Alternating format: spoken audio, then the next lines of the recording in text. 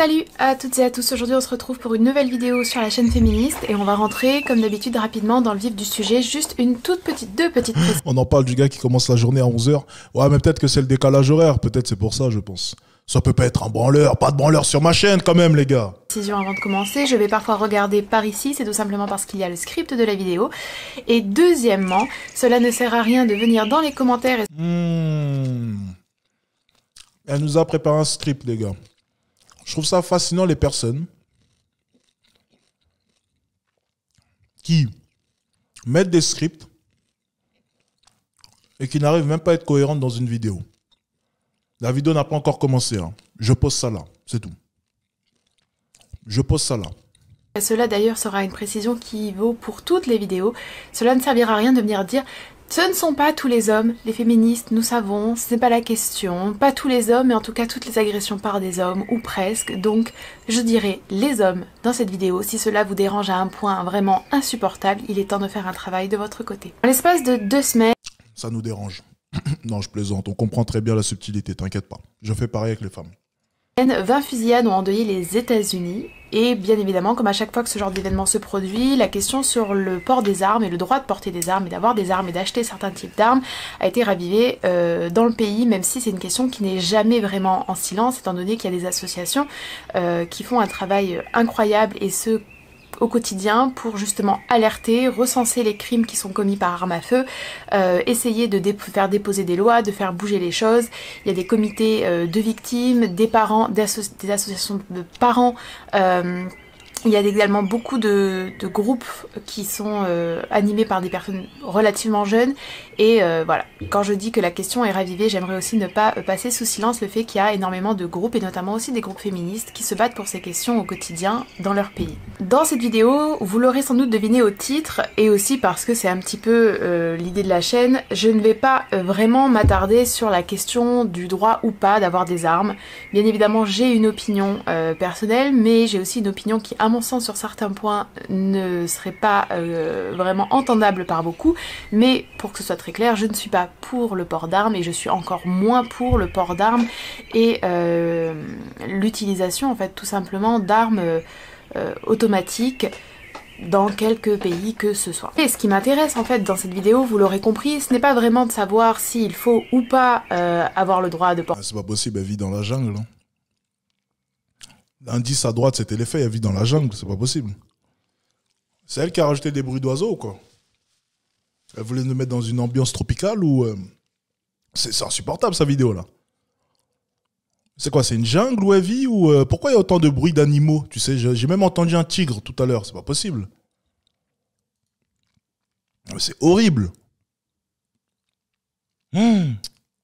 Porter des armes, sous quelles conditions, quelles limites on peut y mettre, quelles exigences et quelles restrictions doivent être imposées, comment est-ce qu'on peut préserver ce droit qui apparemment est très important pour une grande partie des personnes aux États-Unis, tout en maintenant une certaine sécurité. Non, ma question... C'est pas possible, non mais qui a mis... Non mais, dans la vie dans la savane, c'est incroyable.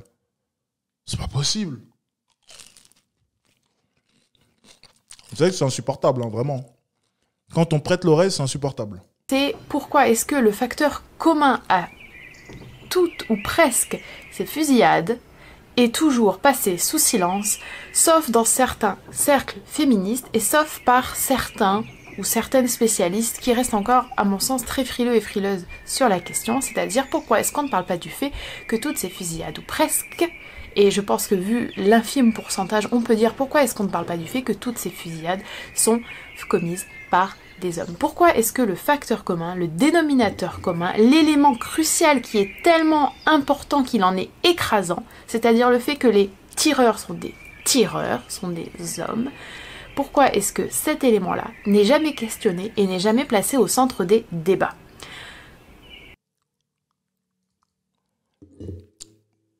Parce que t'as juste à regarder l'histoire et à voir qui prenait les armes.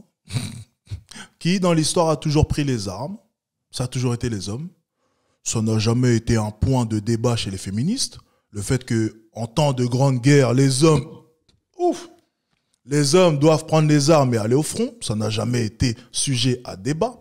Donc il serait quand même assez hypocrite de venir souligner devant une caméra le fait que généralement les fusillades sont commises par des hommes. Parce qu'on sait que ceux qui doivent tenir les armes, c'est bel et bien les hommes. Alors certains font le bien, d'autres le mal, même si pour moi le fait simplement de tenir une arme ne peut pas faire le bien ou le mal. C'est mal dans tous les cas. Le concept même d'une arme, c'est mal. Mais malheureusement, c'est nécessaire de nos jours. Alors encore une fois, j'aimerais bien t'entendre sur pourquoi en temps de grande guerre, vous ne tenez pas les armes. Allons jusqu'au bout. Suivons ton idéologie. Allez, allons-y. Pourquoi ? Prenons l'exemple de la guerre en Ukraine. Hein ? Allez, parlons-en. Vous êtes où ? C'est important, on va regarder quand même le nombre d'hommes qui... Non mais, vous voyez, à chaque fois, c'est trop facile. À chaque fois, c'est trop facile. C'est quand ça les arrange. Quand ça les arrange. Il suffit qu'il y ait des idiots, des imbéciles qui partent prendre des armes, qui aillent fusiller des pauvres innocents, et tout de suite, on va essayer d'en faire l'apollo. Enfin, c'est malhonnête. Je vais la laisser parler parce que j'ai faim. J'ai pas envie à chaque fois de couper alors que je suis en train de manger un délicieux riz, elle est en train de gâcher mon repas. Mais encore une fois, c'est malhonnête de sa part. Et si le sujet n'est pas mis sur la table, c'est pour toutes les raisons que j'ai pu énumérer auparavant. C'est parce que c'est quand ça vous arrange et ce serait hypocrite de souligner simplement ce point alors que vous savez perdument que le fait que les hommes puissent prendre les armes est important quoi qu'il arrive. Bien sûr, certains vont prendre les armes pour faire le mal parce que le monde n'est pas beau, le monde n'est pas parfait. Mais dans la majorité des cas, c'est utile pour vous et votre sécurité. C'est ce qui a construit sûrement même le pays où tu vis actuellement. C'est des hommes qui ont pris des armes, qui ont peut-être même tué des innocents. Alors là, par contre, ça t'arrangeait peut-être mieux parce que c'était un conflit qui allait un peu plus dans ton sens. Là, de ce côté-là, effectivement, un jeune homme qui prend une arme et qui va fusiller des jeunes filles dans une école, forcément, ça ne passe pas et c'est tout à fait normal. Mais pour moi, dans les deux sens, c'est ridicule. C'est pour ça que l'être humain, je dis vraiment que l'être humain est quand même une espèce assez spéciale. On s'entretue alors qu'on s'estime comme étant l'espèce la plus avancée qu'il y ait eu sur Terre. C'est l'ironie de la chose, c'est quand on en vient à s'entretuer en prétendant être supérieur à tout ce qui est sur Terre. On se pense meilleur alors qu'au final, on ne l'est pas dans le fond. Donc c'était une petite parenthèse vraiment. Allez, on continue. Bon. Petite précision quand même terminologique avant qu'on continue dans cette vidéo. Le terme de fusillade qu'on utilise en français, c'est un terme qui en fait revient plutôt à mass shootings en anglais et en fait il n'y a pas de définition unique de mass shootings. En fonction des groupes ou des associations qui vont essayer de définir ce terme, il va y avoir des petites variations. Par exemple, The Gun Violence Archive considère qu'on parle de mass shooting à partir d'une fusillade où 4 victimes ont été touchées, qu'elles soient décédées ou pas, en dehors du tireur. Tandis que pour d'autres, il faut que ce soit dans un certain lieu, sur des personnes inconnues, et il faut qu'il y ait un nombre différent de personnes qui aient été touchées. On entend quand même quelquefois certains groupes revendiquer, ou en tout cas exprimer très fortement et à juste titre l'idée que le terme de terrorisme est toujours appliqué lorsqu'il s'agit de personnes non blanches, alors qu'il existe bien évidemment des cas tels que ces fusillades qui relèvent du terrorisme, et que donc le terrorisme est également blanc. Et ça revient souvent notamment lorsqu'on parle des fusillades dans les établissements scolaires aux États-Unis. Mais la question du sexe, à mon sens, elle reste encore bien trop timide, alors que c'est la question principale. Pour moi, la question, c'est pas de savoir si on a le droit ou pas de porter des armes. Pour moi, la question, c'est pas de savoir si ce sont des personnes blanches, enfin des hommes blancs ou pas. La question, c'est pourquoi est-ce que plus de 95% des fusillades sont commises par des hommes. Et pourquoi est-ce qu'on n'en parle pas? Et pourquoi est-ce qu'on prétend encore que ce n'est pas là? Je le répète encore une dernière fois, ensuite cette vidéo va commencer à me saouler. C'est parce que les hommes, durant l'histoire, ont transgressé les règles, que ce soit de la bonne ou de la mauvaise manière. L'homme a toujours eu cette volonté de transgresser les règles, d'aller vers l'inconnu. C'est réellement ce qui fait la différence entre vous et nous. Bien entendu, certains ont transgressé l'inconnu, transgressé les règles dans le bon sens et d'autres dans le mauvais. C'est comme ça. Le monde est fait de bien et de mal. C'est la vie, c'est comme ça. On ne peut rien y faire. L'homme n'est pas parfait. La clé est le cœur du problème. La question qu'on devrait toutes se poser. Faudrait simplement lui dire que les hommes ont construit le monde dans lequel est-ce que tu vis. Ce que vous appelez société, ça a été construit par les hommes. C'est important de le souligner. Mais ça, j'ai pas l'impression que dans les féministes, ça passe pas, cette idée-là, cette vérité, ça ne passe pas. Ça ne passe pas. C'est comprendre que quand même la société, ce qu'elle reproche, cette même société, c'est les hommes qui l'ont construite. Ça, il faut y penser quand même. Poser. Toutes et tous se poser. La question qui devrait être sur tous les médias, qui devrait être sur toutes les unes, qui devrait faire vraiment le tour de tous les médias dits mainstream, c'est pourquoi les hommes fusillent-ils des inconnus, fusillent-ils des écoles, des personnes dans des boîtes? Pourquoi est-ce que les hommes ne peuvent pas s'empêcher de tuer? Quel est donc le problème avec les hommes? C'est ça la question. Et c'est une question qui est profondément dérangeante quand on n'est pas féministe. Même quand on est féministe, si on ne traîne pas, ou si on est... Enfin, si on traîne pas, si on n'évolue pas dans certains milieux, ou en tout cas si on n'est pas, je pense, assez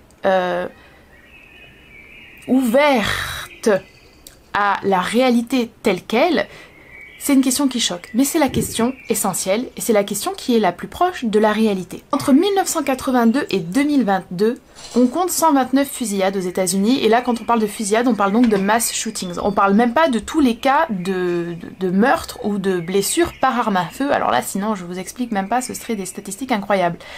Certaines ont été très médiatisées, et certaines ont fait bien évidemment un nombre très très important de victimes. Sur ces 129 fusillades, 124 sont le fait d'hommes. 124. Si on prend une année à titre d'exemple tout simple, en 2017 par exemple, il y a eu 28 fusillades. Encore une fois, on reste sur ce terme de mass shootings, d'accord? Toutes ont été perpétrées par des hommes. Toutes, sans exception. La cause est le facteur déterminant qui pousse certains hommes à passer à l'acte. Parce que les femmes ressentent, éprouvent et sont confrontées aux mêmes épanouissantes, elles sont pas moins touchées par des déceptions personnelles de n'importe quel ordre. En clair, c'est pas du côté des obstacles que tout un chacun et toute une chacune rencontre dans la vie qu'il faut vraiment chercher la cause et le facteur déterminant qui pousse certains hommes à passer à l'acte. Parce que les femmes ressentent, éprouvent et sont confrontées aux mêmes difficultés.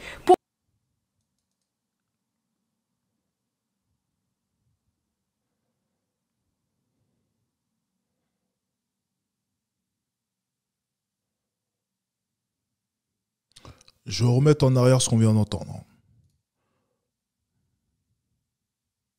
Je vais remettre en arrière. Pas moins blessées par des séparations amoureuses, par des incapacités ou des impossibilités de nouer des relations épanouissantes. Elles sont pas moins touchées par des déceptions personnelles de n'importe quel ordre.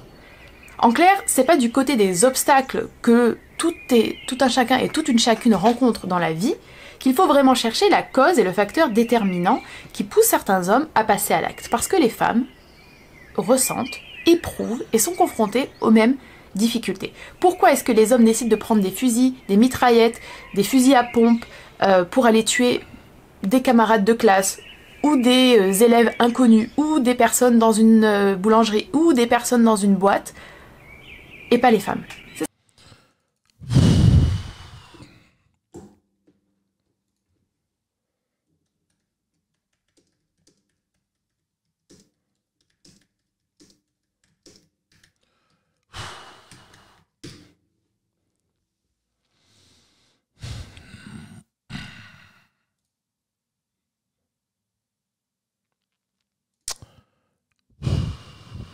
Oh là là. Vous voulez que je vous dise quoi, sérieusement? Vous voulez que je vous dise quoi? Vous voulez que je vous dise quoi?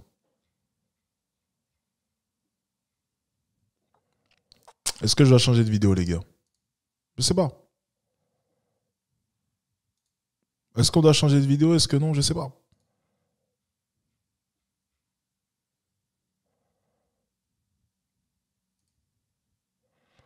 Allez, on va continuer. C'est ça la question qu'on doit se poser. Et cette question-là ne trouve pas sa réponse dans la frustration. En tout cas, pas uniquement. Parce que la frustration, ce n'est pas réservé aux hommes. Le chômage, ce n'est pas réservé aux hommes. La solitude, ce n'est pas réservé aux hommes.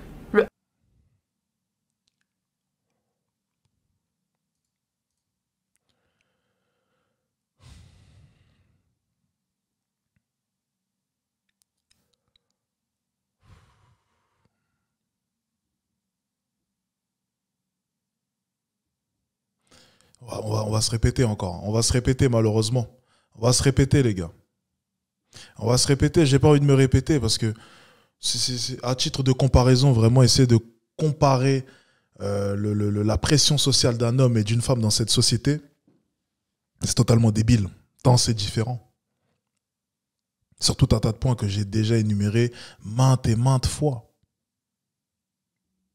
Franchement, les femmes, honnêtement, à part faire un job basique, trouver un mari, être enceinte et donner naissance, avoir vos règles et faire chier, quel est votre job? Non, sincèrement, parce que au bout d'un moment, il faut dire les termes. Franchement, vous, votre travail, c'est quoi? C'est faire chier, avoir vos règles, pleurer et faire chier. Aucune pression sociale, aucune famille à prendre sur ses épaules. Enfin, au bout d'un moment, il faut arrêter. Au bout d'un moment, il faut vraiment arrêter. Il faut vraiment arrêter. Votre pression sociale n'est pas comparable à la nôtre. Arrêtez. Arrêtez, ne comparez même pas. Bah oui, tu vois, tu parles de ma maman. Regarde par exemple, si je compare la pression que ma mère a subie et la pression que mon père a subie, ça n'a aucun rapport. Et même ma mère te le dira. Est-ce que tu savais le rythme qu'avait mon père auparavant? Est-ce que tu savais combien d'heures est-ce qu'il dormait par jour? Des fois, tu vois, arrête, ouvre pas ta bouche quand tu sais pas. Est-ce que tu sais, mon père, on devait le réveiller à quelle heure pour qu'il parte au travail alors qu'il était revenu il y a 4 heures? On réveillait mon père à 22 heures. 22 heures, écoutez bien, 22 heures. Pour qu'il parte au travail. Il revient le lendemain matin, on ne le voyait même pas avant d'aller à l'école. Donc il partait avant 7 heures. Et il revenait après vers 17, 18 heures. 17, 16, 17, 18 heures. Il avait le temps d'aller nous chercher, ouais, c'est vrai, des fois à 16 heures. Donc il revenait vers 16 heures, vers là. Il avait le temps de dormir 4 heures à peu près, 3-4 heures. Et ensuite il repartait au travail. 2 boulots.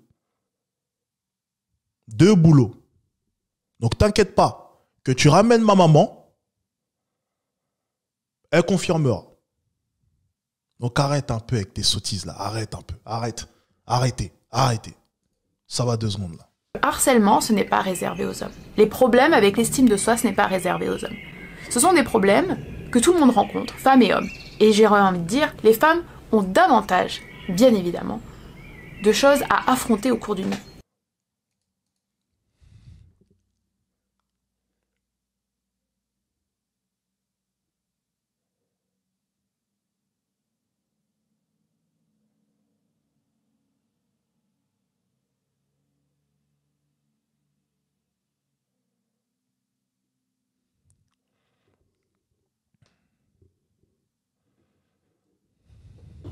Sauf que tu parles pour les foyers traditionnels. Aujourd'hui, il y a beaucoup de familles monoparentales. Pour le coup, ça a pas mal changé.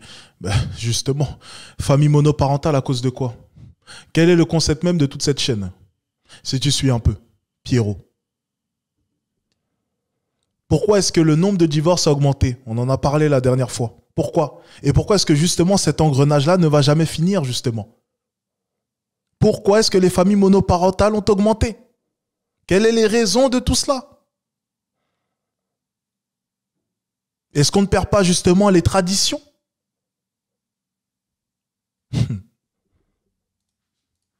Et pourtant, ce ne sont pas elles qui décident d'aller prendre des mitraillettes pour assassiner. Oui, je suis d'accord pour les causes, je soulignais les finalités. Ah, ok. Je soulignais juste les finalités. Bien entendu, oui.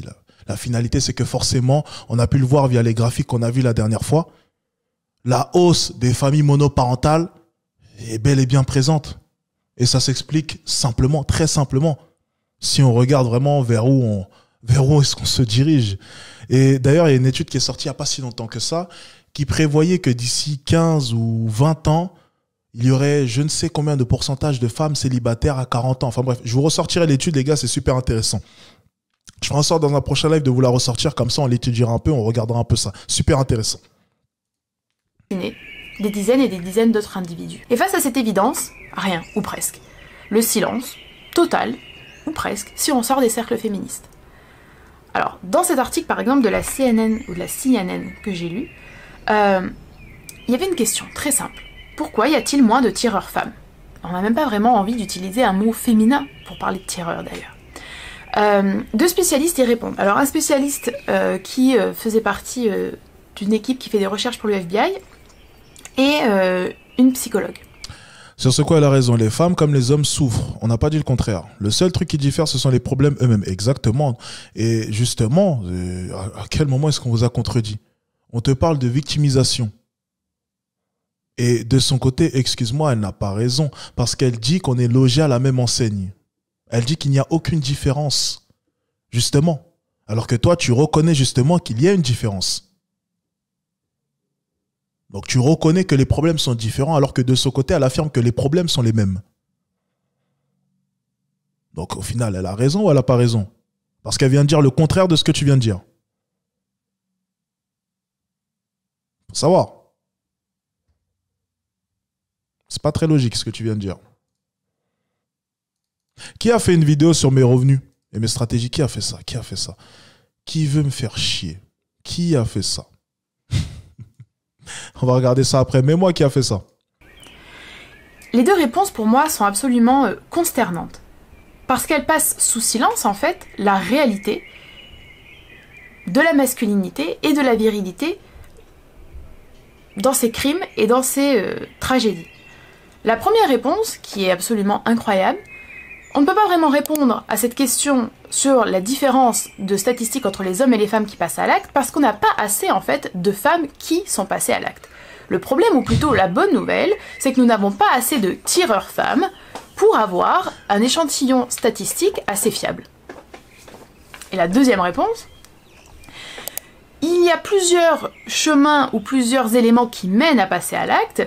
Des individus antisociaux qui font partie d'un gang, des personnes qui sont dépressives et totalement déprimées, très en détresse, par exemple parce qu'il y a eu une perte ou une grande déception et qui pensent qu'ils n'ont aucun futur, un groupe plus petit d'individus avec des problèmes mentaux assez sévères qui les mènent à avoir par exemple des hallucinations ou des délires.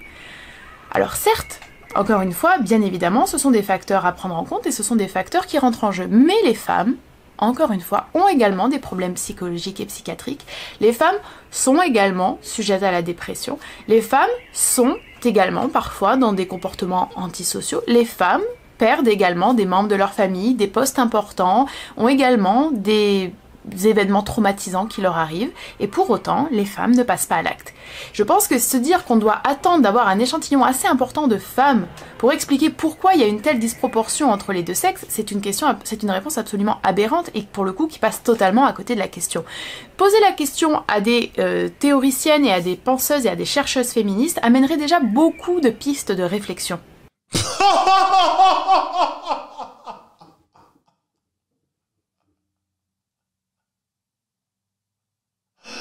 Oh là là là là là là là.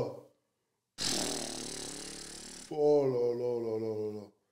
Oh, c'est incroyable. Oui, déjà, sa vidéo tourne en rond. Déjà, dans un premier temps, elle se répète. Et en plus de ça, non mais... Oh, ma caméra... Même ma caméra a dit, arrête la vidéo. Même ma caméra me dit, bon, arrête tes conneries, là. Écoutez, on va arrêter la vidéo ici, c'est incroyable. Elle aurait pu simplement se contenter de chercheurs ou chercheuses, peu importe. Non, féministe, forcément. Pourquoi ? Pourquoi forcément féministe? Et tu penses vraiment que ça va faire avancer ta cause d'aller consulter des féministes? N'importe quoi, mais c'est... Allez, vas-y, on arrête là, parce que la vidéo, elle est ridicule. Franchement, c'est ridicule. Théoricienne féministe. Ben oui, c'est vrai que ça va t'éclairer sur ce monde, hein. Théoricienne, juste, ça n'aurait pas suffi. Il faut forcément qu'elle soit féministe. Ça ira plus dans ton sens, c'est ça?